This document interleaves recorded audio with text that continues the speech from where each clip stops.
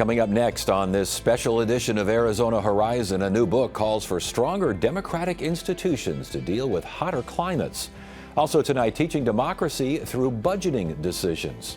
And we'll take a trip to Camp O'Connor, where young people learn the importance of civics. Those stories and more next on this special edition of Arizona Horizon. Arizona Horizon is made possible by contributions from the Friends of Arizona PBS, members of your public television station. Good evening and welcome to this special edition of Arizona Horizon. I'm Ted Simons. Democracy in a Hotter Time is the title of a recent book that calls for stronger democratic institutions in order to prepare against rising temperatures and avoiding climate chaos. We recently spoke to the book's editor, David Orr, a professor of practice at ASU's College of Liberal Arts and Sciences. Thank you so much for joining us. What a fascinating book. Let's start with the title, A Democracy in a Hotter Time. The subtitle is Climate Change and Democratic Transformation. What are we getting at here? Well, Ted, first of all, thanks for having me on the program. The problem with climate change is really a problem of democracy. And we knew enough a long time ago to do a lot better than we've done on climate issues. The first warning to a U.S. president was given in 1965 to Lyndon Johnson. And since then, a series of warnings, and the science has gotten more and more definitive to the point where there really is no debate much about is warming occurring. And you see that in wildfires and so forth. But had we acted decades ago when we first knew we had a problem, we wouldn't be in as big a hole as we're in. Where is the intersection with that problem? The rising temperatures, climate change, and democracy. We saw the past, you just explained. What about now? What about the future? Ted, I think the issue really comes down to improving democracy. I don't think we can solve climate change without first solving the way we do the public business democratically. And I think the issue is so big, it penetrates down to the street level and all the way up to the global level. The issue is so big that we have to engage the public in the solutions of this. Driving different kind of cars, building different houses, voting for different kind of representatives, and so forth. But it comes down, it's an all-level issue. It's an everywhere, everyone kind of issue. Is climate change, though, in and of itself, in some way eroding democracy? Yes, absolutely. I think that's your previous guest, I think, was describing part of that. The slide toward authoritarianism that we now see in this country and around other countries that have been democracies. So yes, and the problem here is the protection of fossil fuels. Fossil fuels is a $3 trillion global business. And so that, if you follow the money, the old attorney's rule of thumb, you follow the money, money has corrupted the way we do the public business. And we've heard about that for a long time here, and obviously the money involved in politics is something we've discussed on this program many times. But transitioning to a post-fossil fuel world, what kind of new political order? What do you see? The people in the book, everyone's kind of got a different idea here, but they all say something has to change. What needs to change? Well, the short list starts with money, getting money out of politics. And ending the corruption. If you run for office now, you've got to spend a lot of your time raising unbelievable amounts of money. And so you go to the moneyed people, and a lot of that's fossil fuel money, people who have a vested interest in fossil fuels. So that's number one. Number two, I think, is beginning to organize the government so the left hand and the right hand know what the other is doing, a systems approach to governance. And that came through the book in a number of the essays. So on one hand, you don't grow the economy, and on the other hand, try to repair environmental problems. But you do both together. You begin to integrate the environment through the way we do virtually everything. It's not rocket science. But I think a third thing I'd mention is I think that we have to rethink representation so that the Constitution refers to posterity only once, and that was in the preamble. A good bit of what we're doing casts a long shadow on our grandchildren and their grandchildren and so forth. But they have no rights by the Constitution. I think you have to rethink the whole subject of rights to a habitable planet. Interesting. I noticed some of the ideas proposed in the book include participatory urban design. Where does that fit in this conversation? Well, that was one of the last essays in the book, and it's an intriguing idea, and that comes out of Arizona State University and uh, Duke Ryder's work in particular. I think the idea of getting people involved in the land use decisions and building decisions around them, for the most part, people are excluded from that. So in an otherwise democratic society, we build communities without engaging the people who will live in those communities and be affected by them. And so this is one of the exciting things I think we can do. This is not all doom and gloom. I think we know what we need to do, we know how to do it. And the question is getting out of the way and beginning to make the transition. Well, that is the question, but how do you do that? And obviously constitutional reform and these sorts of things. And I know that civic education, a renewal of civic trust, that's mentioned in the book as well. But how do you get out of your own way? Well, I think it boils down to an awful lot of decisions about fundamentals. What do you drive? How do you, when you flip the switch on your house for heat, where does the heat come from? And begin to make the transition, which we're doing actually very rapidly, to renewable energy, efficiency, and better design. We know all of these things, and they hit at all different levels. Last week, I spoke at a conference in Portland of architects. And if you ask architects to design solar powered buildings, they know how to do that. And they can make them very efficient and very beautiful. You're not sacrificing anything. If you say to transportation engineers, design communities so you don't need a car to go everywhere. You're including the things that you need on a daily basis for shopping and so forth in schools. You build it so that you've got proximity. So you don't have to get in a 2-ton car to get your groceries. But I think we know how to do these things. The question now comes down to, in large measure, politics. And I think in the previous 4 years, we made a good bit of progress on that. I worried a lot about the undoing of climate policies and the financing and the things that were helping us make the transition.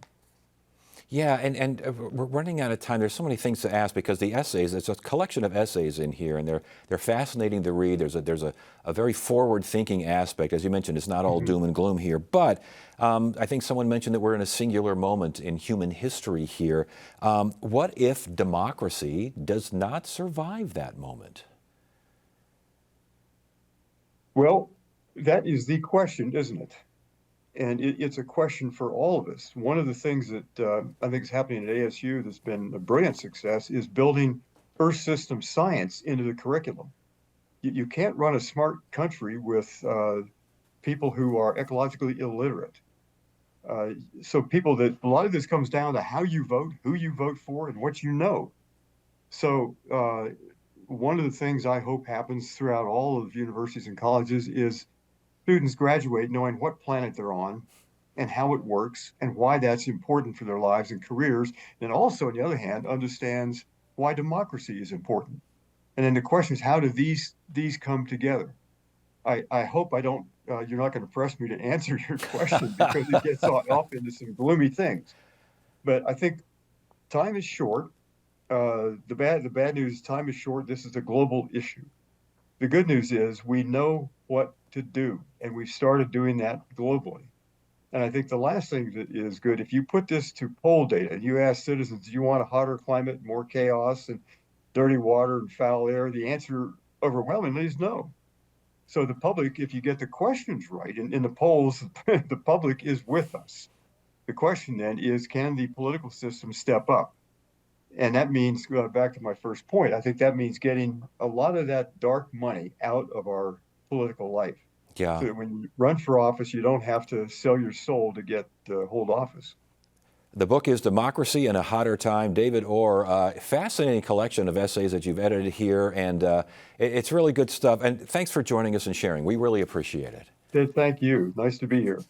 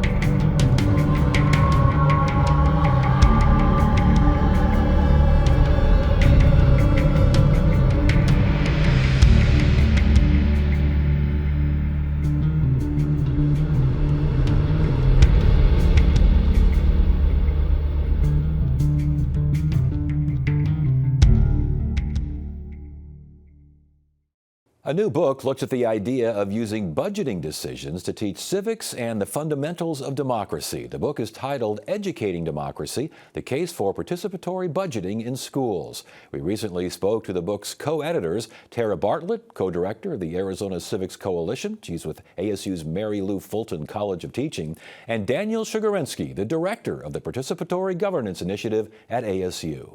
Good to have you all here. Thanks for joining us. Tara, we'll start with you. The book focuses and takes a lot of ideas on civic education, but it takes it from a different angle. Talk to us about this. Definitely. So school participatory budgeting is very similar to a project-based learning approach or action civics approach, where students are really the steer leaders of this community, of their school community, in making the budgetary decisions.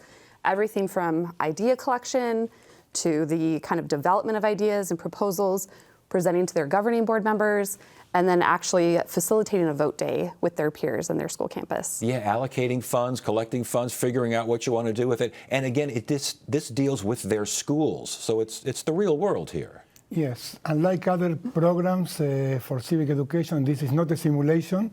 This is for real, this is authentic, and it involves the entire school community. And I guess the kids learn what? They're trade-offs? You have to do a little horse trading here, true? Not really. But they learn that there are limits to how much they can spend on the things they want to improve their schools. So they need to learn about trade-offs. They need to learn about making agreements. They learn to collaborate, they learn teamwork, many things that are useful later on in life for the workplace, for college, and for life in democratic societies. Isn't there a little bit of horse trading going on? Not at all. Not really, Not yeah. Really. All right, well, because I guess conflict resolution and teamwork, all that stuff, absolutely negates horse trading. Yeah. And talk to us some more. Give us like an example of what. There's so many things in that book. It's very deep and it goes into it really strong. Yep. Give us an example.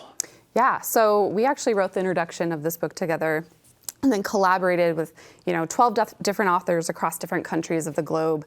What we bring to the table in terms of our experiences here on the ground in Arizona. So I was an educator before and actually did this process in my classroom with students. And I would have to say my favorite process was actually an inclusive model. We partnered with the Arizona Developmental Disabilities Council. And they had kind of this mandate of this inclusion of students with disabilities. The process was a learning experience for everyone to ensure that this school participatory budgeting process is accessible for all students. And the winning project was a school therapy dog. Oh my goodness, that's great. That's great. And again, through the process, the students learn all sorts of things, don't they?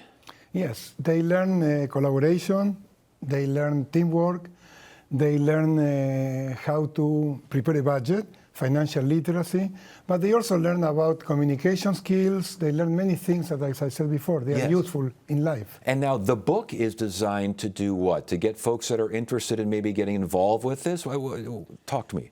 Yes, well, this is the first book on school participatory budgeting. There are many books on participatory budgeting, which is used at the municipal level in more than 10,000 municipalities around the world. But this is the first book about school participatory budgeting. And we have 14 chapters with different countries, chapters from different countries. And the idea is to disseminate these ideas for any schools around the world who are interested in doing this. Yeah, is this best practice kind of thing, isn't it? It is, and it really marries the research findings side, which Danielle and I lead that in partnership with the Center for the Future of Arizona here on the ground throughout the state. And so it really brings forth, if you're a school and you're looking to improve your school climate, if you're looking to embed student voice, there are research best proven practices through this approach that we can offer. Did I read this got started at the Bioscience High School in Phoenix? It did. Right here in town, yes. Huh?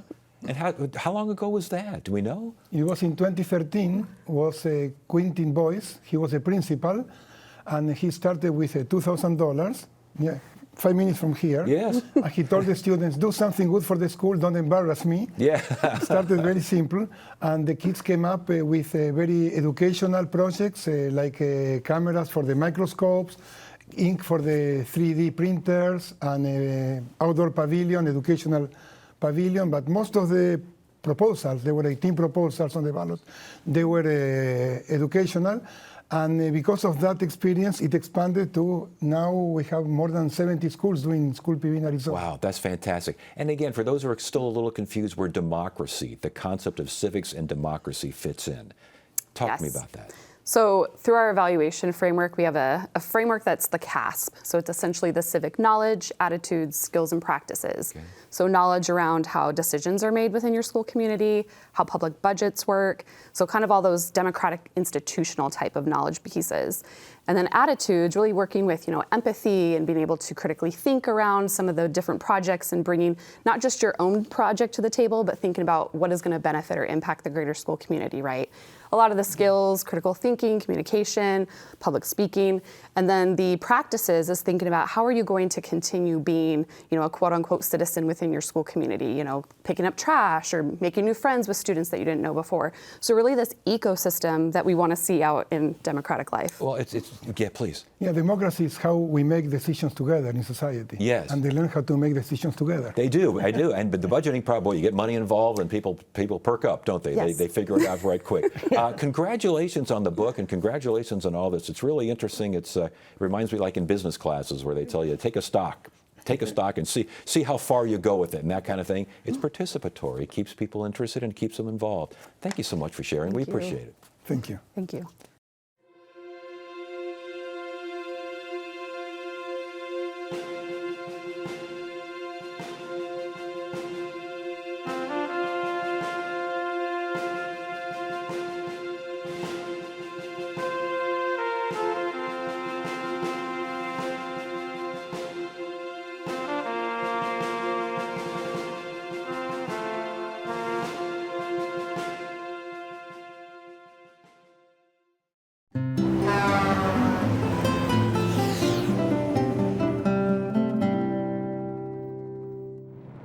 In northwest Arizona, just off State Route 95, stands a peculiar monument to the town of Oatman.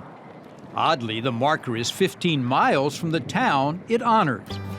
Wedged into the Black Mountains, the mining town of Oatman was established at the turn of the century. By the 1930s, nearly 2 million ounces of gold had been extracted from the surrounding mines. The price of gold and World War II forced the closure of the mines in the 40s. The town was delivered another blow when in 1952, a stretch of Interstate 40 opened, siphoning off Oatman's lifeblood, Route 66 traffic. It quickly became a ghost town.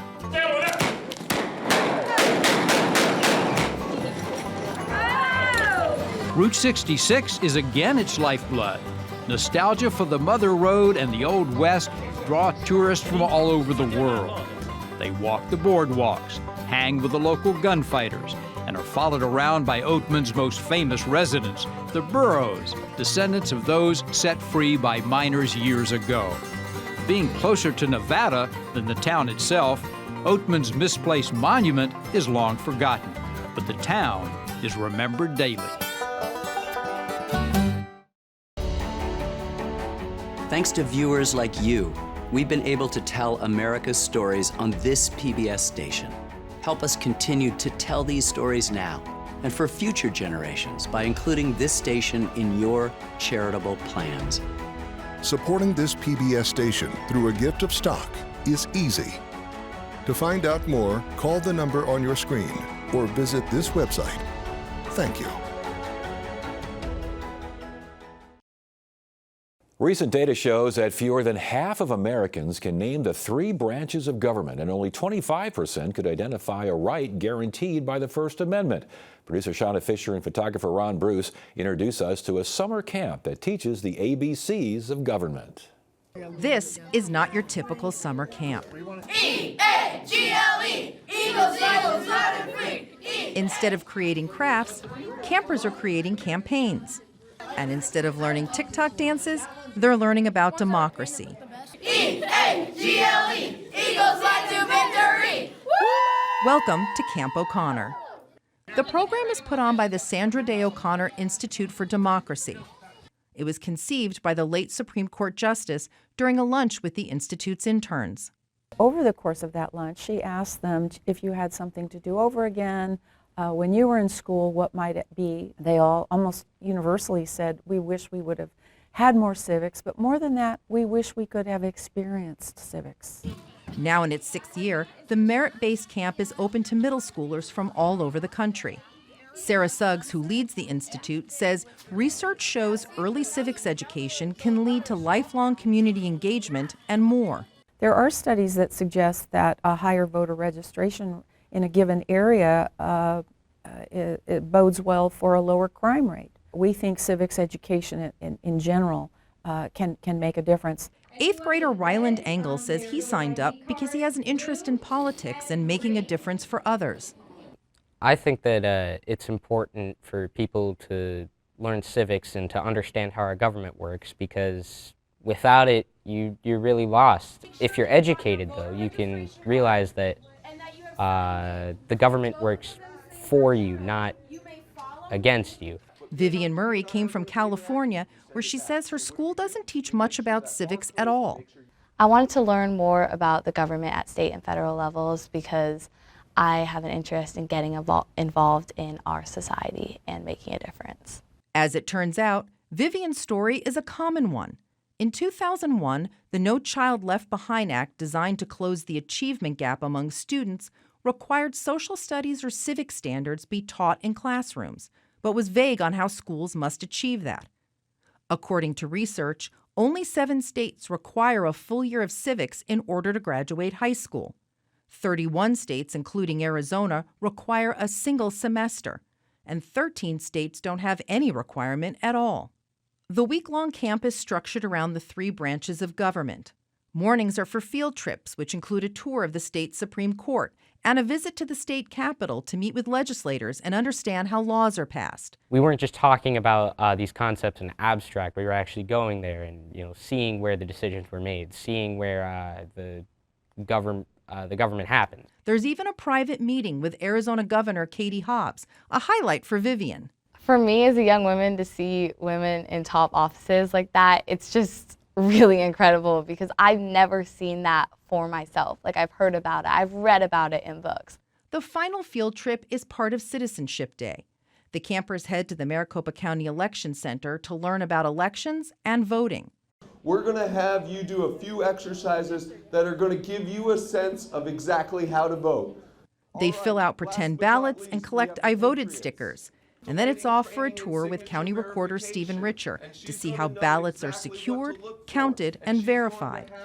It's a very cool experience to be able to see how these people, operate our government and make sure everyone has a right to vote. The camp culminates in a mock presidential convention. On their first day, the campers are split into 4 groups. They each nominate someone akin to a primary, and then on Friday they build up to the convention and the nomination for the Stars and Stripes Party candidate for the presidency. The campers spend afternoons working on candidate speeches and posters.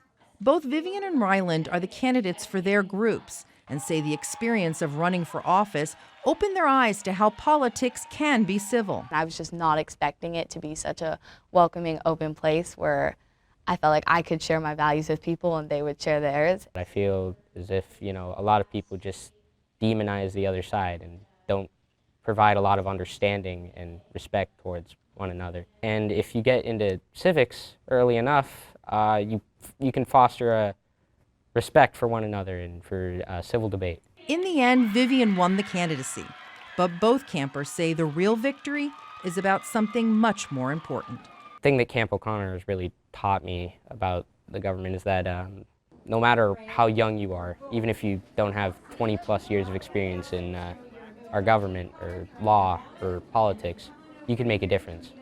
To me, to be a citizen of this country and to be involved in my community means the world, because we're all involved in something incredible. I think that it's really awesome to be a citizen of the United States, and I'm really proud of it. And to learn more about Camp O'Connor, you can visit the O'Connor Institute's website and click on the Civics Education tab. That's it for now. I'm Ted Simons. Thank you so much for joining us. You have a great evening.